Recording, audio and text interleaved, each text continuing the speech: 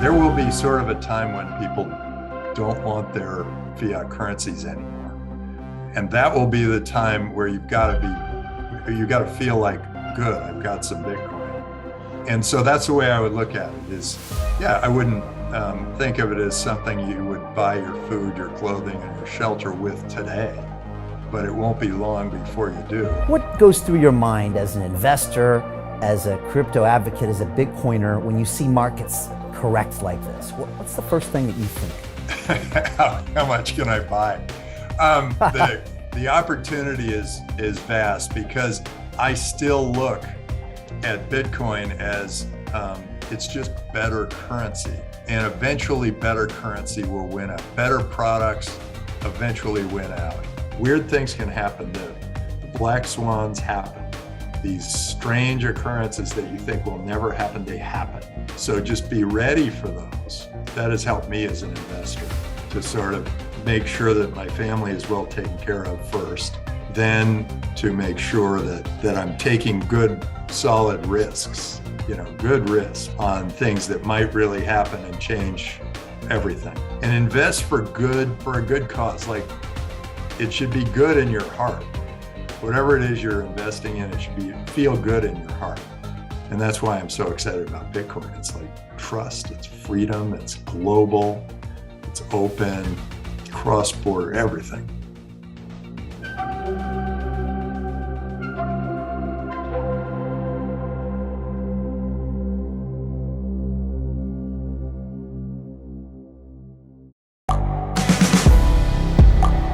The world is changing. Inspiration is everywhere. It has never been so easy to connect, share, and bring people together. We're learning from others and finding the best in ourselves. Challenging our beliefs. Sharing our vulnerability. Overcoming our fears. Transforming ourselves so we can transform the world. How far can we go? This is London Real. I am Brian Rose. My guest today is...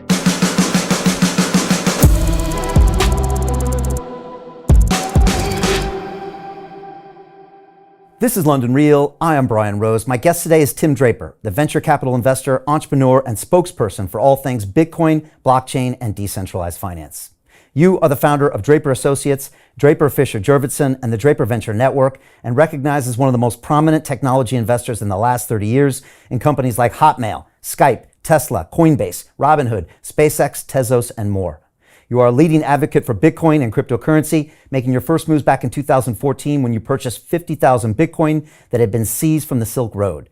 Since then, you've invested in over 50 cryptocurrency companies and are ranked in the top 100 most powerful people in finance by Worth magazine, top 10 on the Forbes Midas list, and top 20 most influential people in crypto. You have said that Bitcoin will hit $250,000 by next year and believe that both women and retail investors will hold the key to the next bull market. Tim, welcome to London Real. Terrific. Oh my gosh, what a great intro. Thank you so much, Brian. It's wonderful to be on your show. It's great to have you here, and perfect timing probably, because I guess we can talk about this sell-off today across the markets, and Bitcoin I think has dipped below 23,000 and it's probably around there for now. You've been in this game for quite a while, Tim. You've had them for almost 10 years, Bitcoin and crypto. What goes through your mind as an investor, as a crypto advocate, as a Bitcoiner, when you see markets correct like this? What's the first thing that you think? How much can I buy?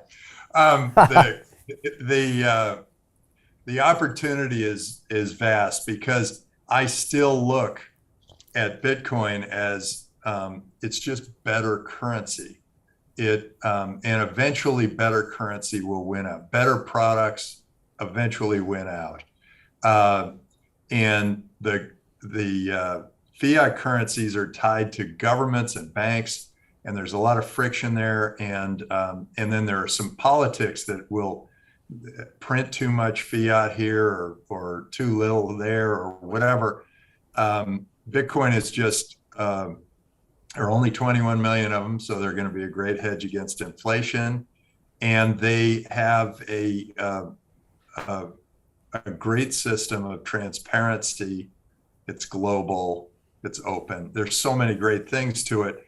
And I believe that once the women start, and they are starting to, it used to be 1 in 14 Bitcoin wallets were owned by a woman, and now it's 1 in 6.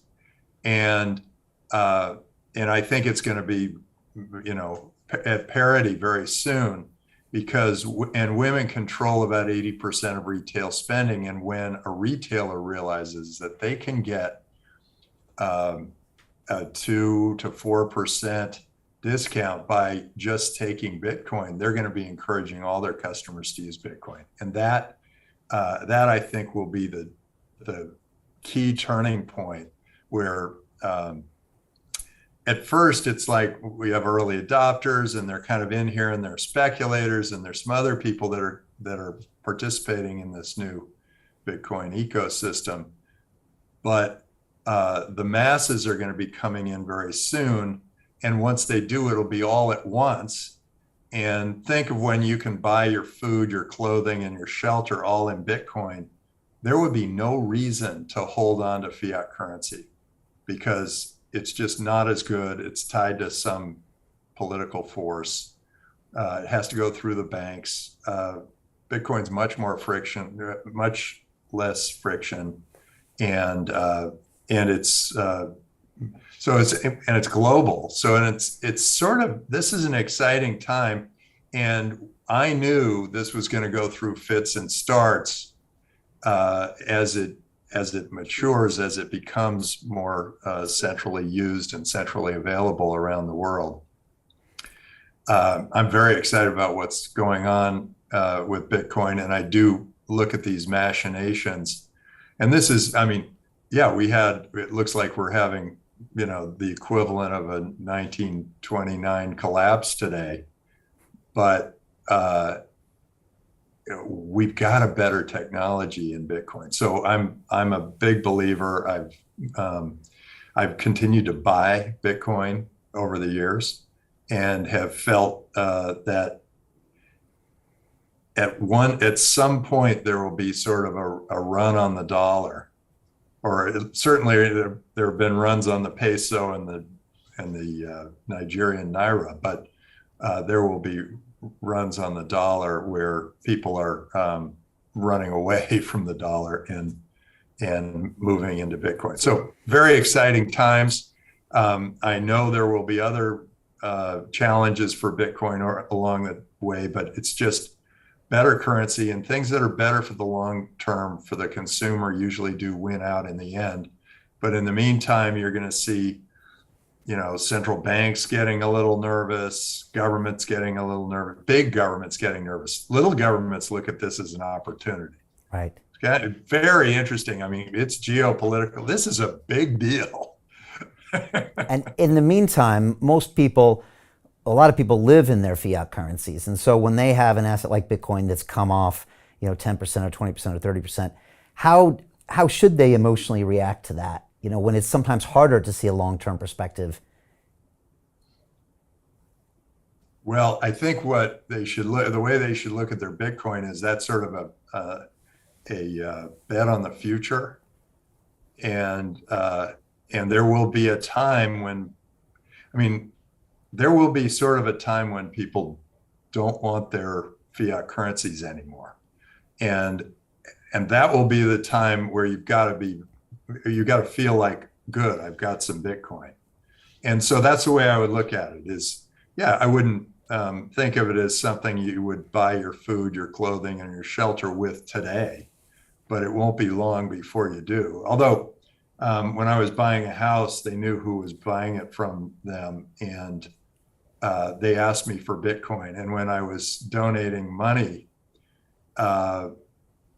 they knew who I was, and they wanted Bitcoin. They didn't want dollars. So Stanford University was asking me to donate money in Bitcoin, and they didn't want dollars. Right. I was saying, no, I'm not giving away my Bitcoin. And short term, do you expect we're still going to have maybe more sell-offs in the price or more volatility? And do you still stand by your prediction of $250,000 Bitcoin by next year? Oh, absolutely. It feels like that is happening. And it sort of started with El Salvador and OpenNode making it very easy for retailers to accept Bitcoin, Cryptio allowing businesses to do perfect audits with Cryptio, and so all the accounting is done.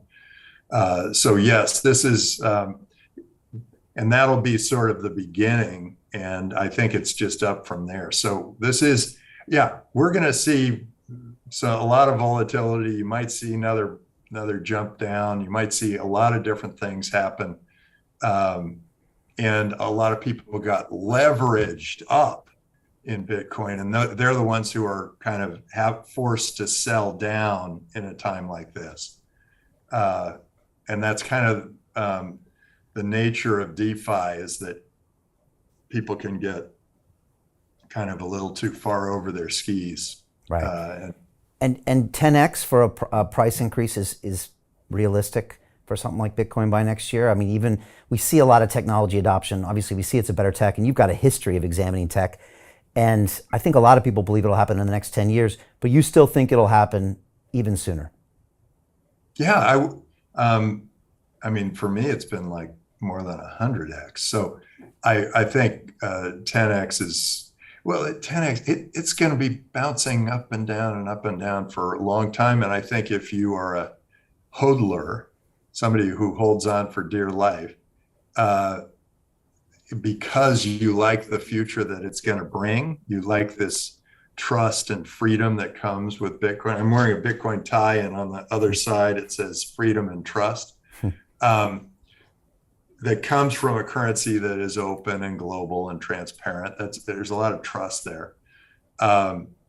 You're gonna be holding on, knowing that at some point in the future, and my prediction was end of this year or early next year, that you're going to see a steep climb in the price, and that will, and on a day like today, doesn't feel like it's really going to happen. But if you kind of take a long view, you say, oh yeah, it probably will. Right. There probably won't be, trust and freedom are so important. Trust, think of governments. Singapore went from the poorest to the richest country by just when Lee Kuan Yew came in there and built trust one brick at a time into Singapore. It was one of the least trusted countries, and now it's probably the most trusted country. And they used to be one of the poorest, now they're one of the richest. And then freedom is so important because there's no freedom in North Korea, and there's a lot of freedom in South Korea. And that freedom and that decentralized government has made it so that 70 years in, the average South Korean is now 460 times as rich as the average North Korean, and they're now 4 inches taller. The average South Korean's 4 inches taller than the average North Korean. And that's nutrition or whatever, but it's clear that centralized control doesn't work. I mean, Putin is screwing things. One guy decides he's going to go to war with a country, and all those people get affected. Or in China, President Xi decides he's going to lock everybody down, and he destroys his entire supply chain. I mean, these guys, they should have decentralized decision making. Right. And what's the state of freedom and trust in the United States right now? Where are we? Because you come from a long line of venture cap investors where I think those free capital markets allowed you to build some incredible technology. Now we see places like crypto.com and FTX. I mean, they're not even based in America now. And you're seeing, maybe for the first time, and maybe you can tell me this, in technology history for the past 50, 70 years, maybe innovation happening abroad more so than the US. Yeah, when I met with the team from El Salvador that works with the president there, I was jealous. I was thinking, oh my gosh, you guys are going to be so far ahead of us in all of these technologies around Bitcoin. You've already got the retail spending happening. You've already got people paying taxes in Bitcoin. You've already built accounting systems around Bitcoin. You're way ahead of us, and that made me feel like we really need to decentralize in the U.S. We have a problem. There's Somehow the government has become all powerful and almighty, and people say, "Oh, well, we need better politicians," but it turns out the bureaucrats really run the country. Politicians really don't have much power, and the bureaucrats are just growing like the blob. It just keeps growing, and the bureaucrats just decide, hey, this is what we're going to do, and we are at their mercy. I mean, there is no natural predator to the FDA. There's no unless Congress actually does something there, or, eliminates it or whatever. The SEC, any of these three-letter words, are all government entities that are slowing progress, and it's because they're centralized. And so this Bitcoin sort of alerted me to the idea that decentralized everything is better. You can't make good decisions in a centralized way, not knowing how other people are going to respond to it. And that decentralization is very important for the US, and we better wake up. I mean, it was all centralized in San Francisco, and it quadrupled the homeless. You just got to watch out. You need a democracy. You need the people to decide, and the government to work for the people. That makes a big difference. If the people start working for the government, you got centralized control, and you start making really bad decisions. I think Peter Thiel recently called it like the gerontocracy when he was at the Bitcoin conference, where it was a bunch of old people making these decisions. And I know you've said that kind of back in the heyday with you, Bill Clinton with the internet was kind of like, let's let it go. Let's let people develop on it.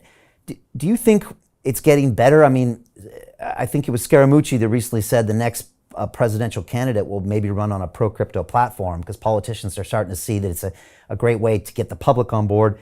Do you think we will move to a better regulatory environment soon? I think we better. I think we've got, Mayor Suarez down in Florida has really embraced it. The mayor of New York, the new mayor of New York, has also embraced it. I think it is a generational thing. A lot of older people have this feeling, and I can say this because I'm old. They have this feeling like we like it the way it is. We really don't want to change anything. And then the younger generation says, "Hey, this dollar thing, this isn't my Oldsmobile. This is yours, and we've got a much better currency, and we're going to use it." And so I know younger people would much rather have, 23? They would much rather have one Bitcoin than $23,000 today. Older people would rather have the $23,000, and that is a generational shift that's happening. And as we older people die off, and the younger people come and start running the country, you're going to see a very pro-crypto environment. But I'm hoping it comes soon, because in the meantime, El Salvador, Central African Republic, Japan, Singapore, Switzerland are all leading, jumping ahead of the US in this field. And this is sort of like being early in the internet. And the US really benefited from Bill Clinton's hands-off approach to the internet. Is this going to And be there bigger were a than? lot of, Will oh this yeah, be- it's going to be much bigger how much bigger? because the internet affected communications, information, gaming, entertainment, taxis, hotels. Those are all pretty big industries, but these are the biggest industries in the world. It's banking, it's finance, it's insurance, it's government. Those are the industries that are going to be affected by Bitcoin and the blockchain. So this is going to be a bigger transformation, and you can tell it's making the powers that be nervous. It's making, in fact, the world was doing so well while the geographic borders were falling, and then the political powers decided they wanted to centralize again because they were feeling they were losing their power. And so I think they've made a lot of mistakes recently. Hopefully they're not irreparable, but yeah, hopefully we'll have a new team that comes in the next, I don't know, when's the next election? Couple of years.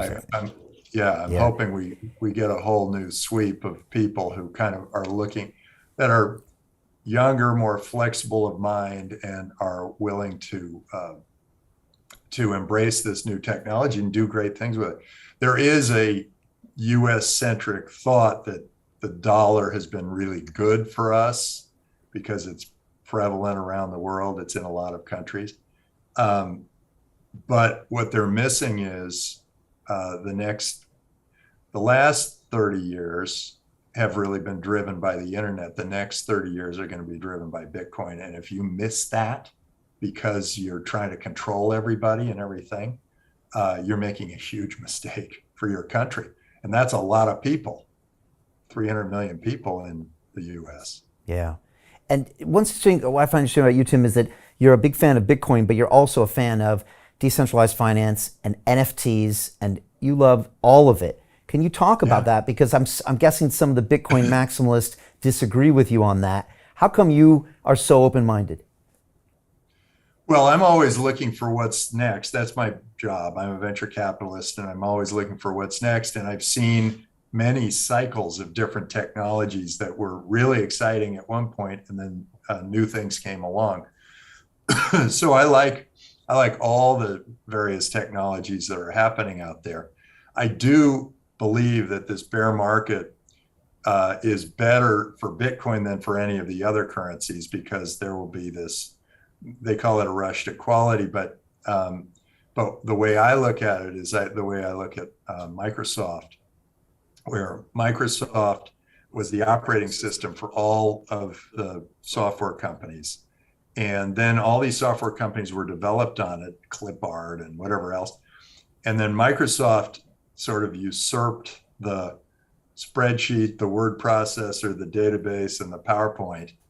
And they brought them all into the operating system. So they were able to win bigger there.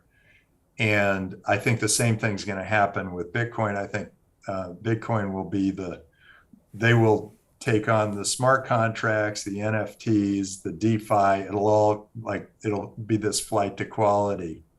And even a day like today, where everybody's down, Bitcoin's down less than the rest of these smaller, less important cryptocurrencies. And so for a time, I suspect that that Bitcoin will be dominant, but there will be others that come up. I mean, Microsoft was big, but there were plenty of other winners that came out of the .com crash. Right. This is that kind of a time. And as a venture capitalist, I mean, I have a bunch of people that watch this show and in my academy that are always looking, at early stage companies and, like you said, what's going to be next here in the blockchain space. How do you look at that? I know you've always said you're trying to look 5 or 10 years ahead, which in crypto time is like 100 years ahead, I guess. Right. But how would you explain what goes on in your brain when it comes to investing in the blockchain space, and what kind of advice do you give to people? Boy, inside my brain, you probably don't want to go there. What's it like in there? Well, the way I look at it is I say, what is better for the consumer? And when I meet a new entrepreneur, I think, what if this works?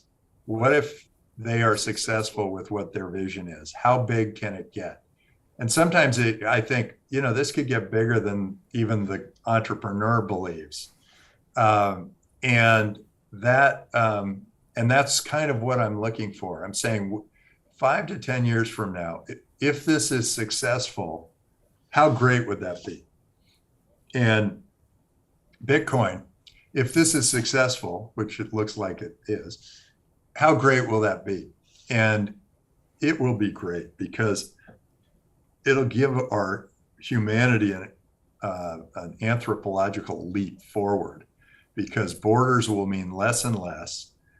Nationalism will become more like a competitive governance where they're competing for us, and they're accountable to whoever they work for, as they should be,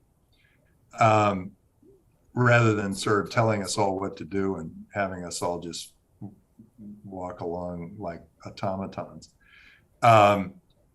So I'm always looking for that big change, and Bitcoin seems to be bringing that change.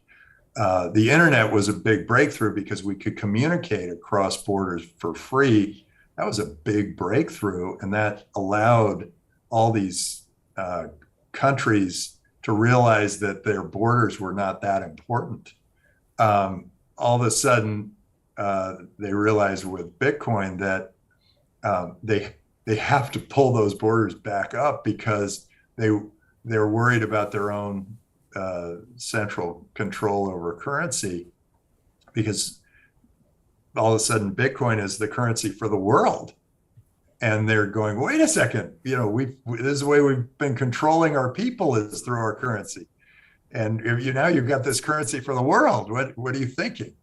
And so then they put up borders and barriers and trade wars and all that stuff, and it makes no sense for the long haul.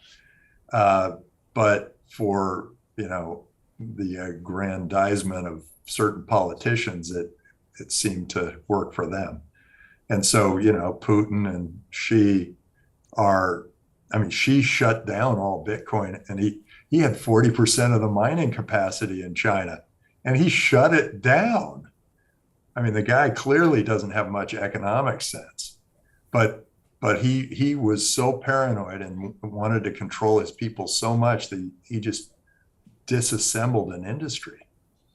And now he's disassembling their supply chain. The guy is, brilliant politically, but boy, he is not too smart economically. Right, so it goes back to freedom and trust. That's how you're really going to get the most prosperity. You see China with a version, Putin with a version, and now America with a version too. They all have something to aspire to in your mind. Like, it needs to be more free, and there's to be more trust. And we were built on freedom. We were built on America was built on freedom. China, when they became free for that 40-year period, they went from being, economically, they're number 2 now, and they were maybe number 8 before. And the quality of life there has gone way up. All these things that happened they went way up. And then Xi came in and decided that he wanted to control everybody and didn't trust anybody, and took away all their freedoms. And he's wondering why entrepreneurship has stopped dead in its tracks there. Right. In the US, we got to fight about it. It's an ongoing battle.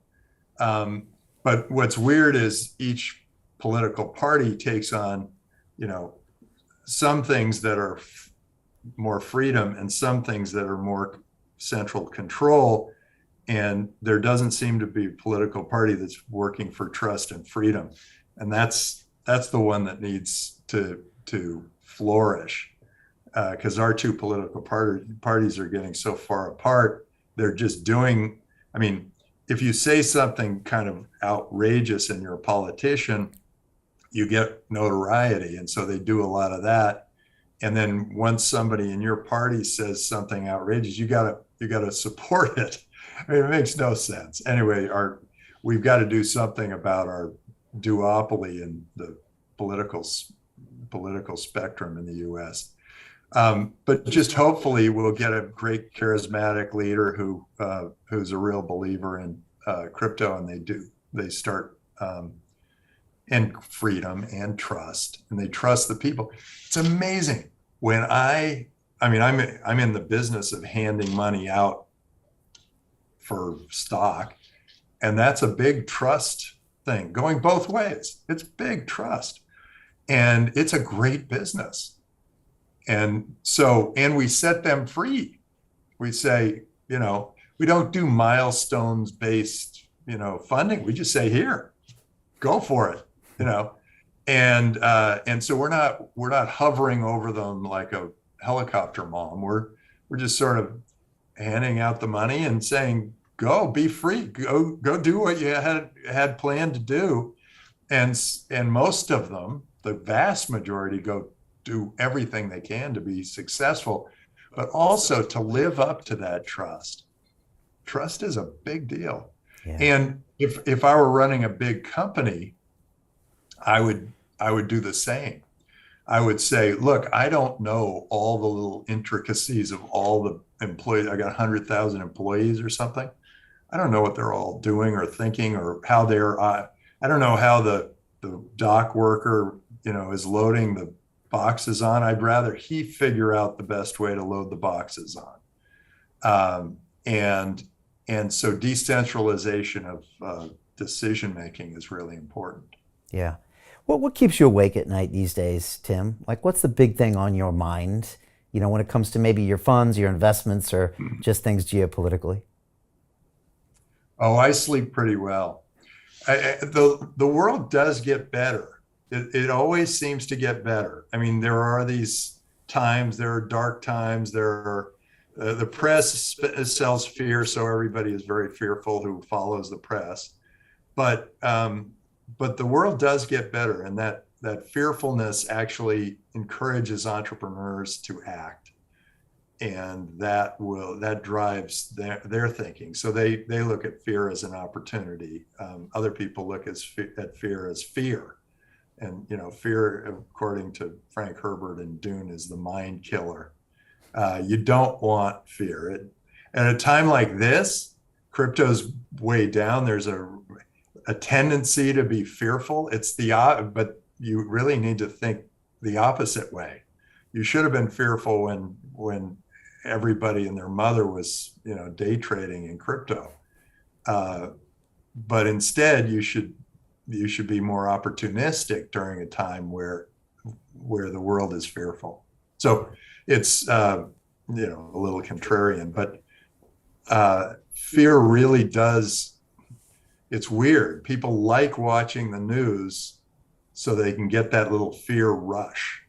And it's hard to tell them that you realize that they are selling you fear so that you are more fearful, and you won't take risks in your life, and you won't try things, and you'll have difficulty being successful. The people who are super successful, whenever they see the news or any input, they think, well, where did that come from? Who was it? What's their angle? Why do they care? Ask a lot of questions before you accept as gospel, whatever they call science, or whatever they call, the mask mandate, or whatever it was. It's pretty interesting to see that it didn't matter which state it was, whether they had a mask mandate or not. The virus spread exactly along the same lines, no matter what state it was. And across the board, it's, 70% of us have had the virus. Kind of interesting, because when it's centrally controlled like that, there is a tendency to put a quick Band-Aid on it. And that's often the wrong decision. The right decision sometimes is to do nothing, or to trust the people, or to encourage people to do as they think is right for them. and everybody benefits from that Yeah. freedom. We saw that in many states that just had the power back of decisions to the people and said, go ahead, you make the best decision or the most prudent decision. I wanted to ask you quickly about technology networks, Web 2.0 and freedom, because a couple of years ago when that was all kicking off, we came kind of head to head with YouTube with some banning and censorship.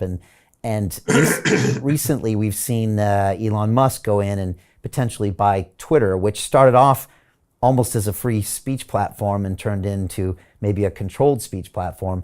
Just curious what you think about some of our Web 2.0 tech platforms and their take on freedom. And do you think Elon's move is a move forward, or is it ultimately going to be a Web 3.0 solution that solves this? Well, Elon has great vision, and he tries a lot of interesting things. And I think he saw what I saw, which was Jack Dorsey is a free speech guy. I've met with him, and he believes in free speech. He worked on Twitter, made it as free speech as possible. And then I guess he just got surrounded by people who all felt like they needed to control the narrative. And it lost that free speech. And they just decided we're going to only allow people on Twitter that think this way and not allow that minority opinion to exist. But you need that minority opinion to get a better decision overall. You need everybody to sort of fight it out and negotiate and debate until something even better happens.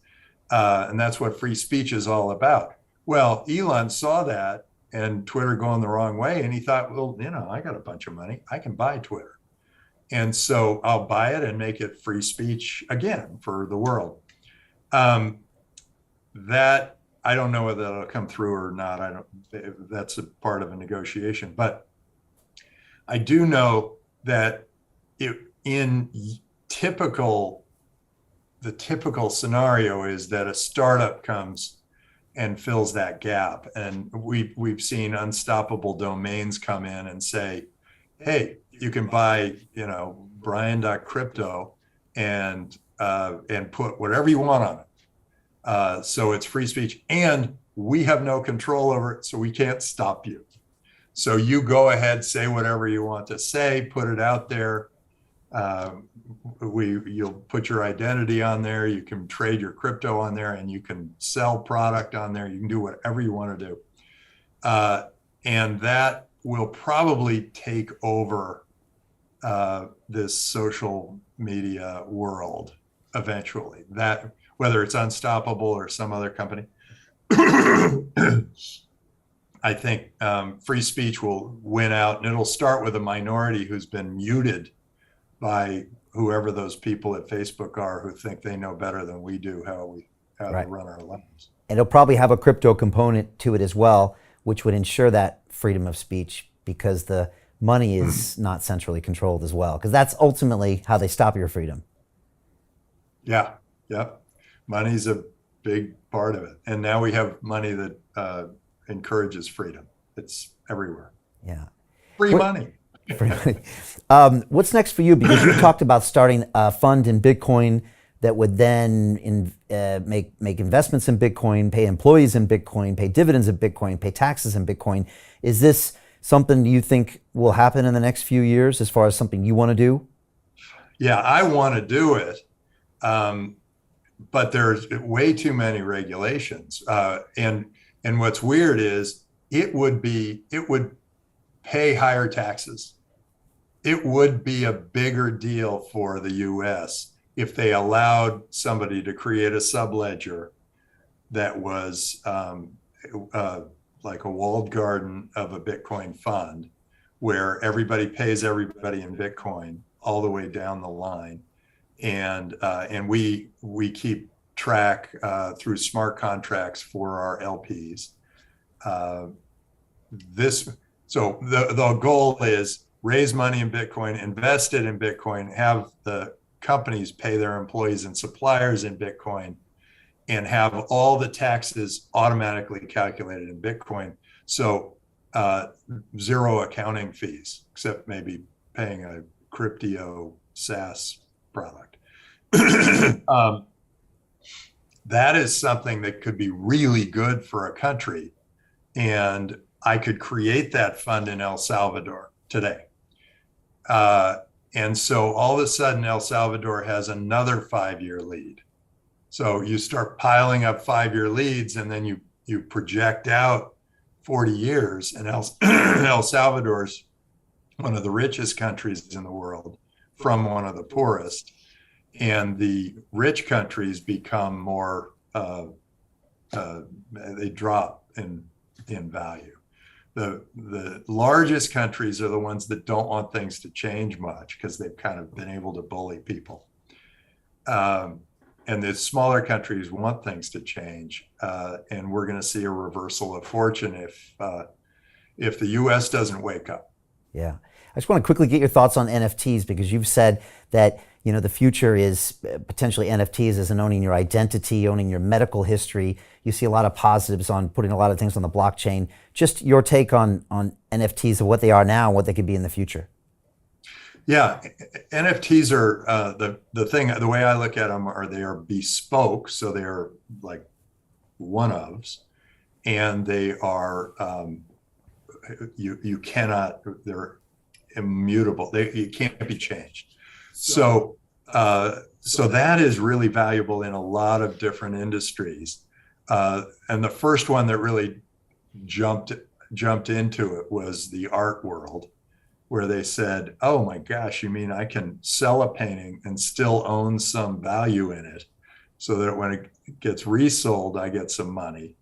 When it gets and I can also sell a bunch of prints of it, and that can take, and they can be limited prints, and they can promote the value of that one painting. There's so many things that you can do in art. And then people took on the idea of like Bored Apes, where you can own your specific Bored Ape, and it can take on a personality. You can apply personality to it. It can end up being a movie or a comic or a whatever, and it can have its own way of operating, and it is still immutable. And then anything you own, your title, Proppy does this. They can put your real estate title on the blockchain, and that won't change. And ultimately, you'll have all titles on the blockchain, title to real estate, but it could be titled to anything. And there will be no discussion of who owns what property, and there won't be any need for title insurance because it will be on. To continue watching the rest of the episode for free, visit our website londonreal.tv or click the link in the description below.